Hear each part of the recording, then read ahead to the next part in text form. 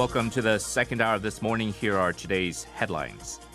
U.S. President Joe Biden offered a 100-day review of supply chains for 4 key products and a broader 1-year review of 6 sectors of the economy.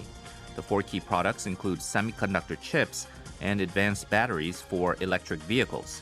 Despite the White House officials saying the administrative order is not targeted at China or any one country, Beijing's foreign ministry spokesperson called on the U.S. to respect market order and free trade rules, adding, forcefully changing the rules of the economy with political power will only hurt the global supply chain.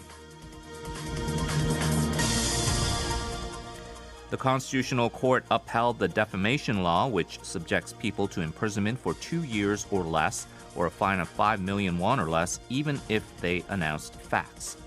The ruling was on a constitutional complaint filed by a dog owner who wanted to disclose the name of the veterinarian whose malpractice drove his dog to the brink of vision impairment and found the defamation law to infringe on freedom of expression. However, the court said freedom of expression does not apply to publicly disclosing facts to defame an assailant, which they said could violate the individual's privacy.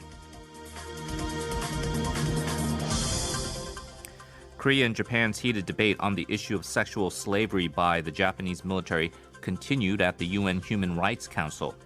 After Korea pointed out that comfort women issue is a universal human rights issue and such serious violation of human rights should never be repeated, Japan brought up the 2015 agreement and alleged the Korean court's ruling to order Tokyo to compensate the victims violates that agreement.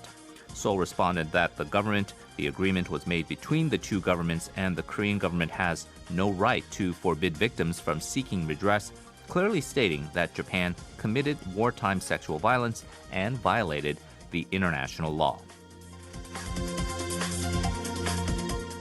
Finally, German Chancellor Angela Merkel announced yesterday that all EU member states have agreed to the development of a COVID-19 vaccine passport system and that this new system will most likely be available before the summer. The Chancellor said that this initiative will make travel within the EU possible, help promote tourism, and possible international movement to the EU from some third world countries. With the current timeline, the European Commission has about 3 months to finalize the technical specifications of this single system. And you can listen to these headlines once again on our YouTube channel by searching TBS eFM. Once there, you'll also get a script of the headlines and subtitles as well. Coming up next, a closer look into the successful landing of NASA's Perseverance Mars rovers, followed by a discussion on the legalization of tattoos here in Korea.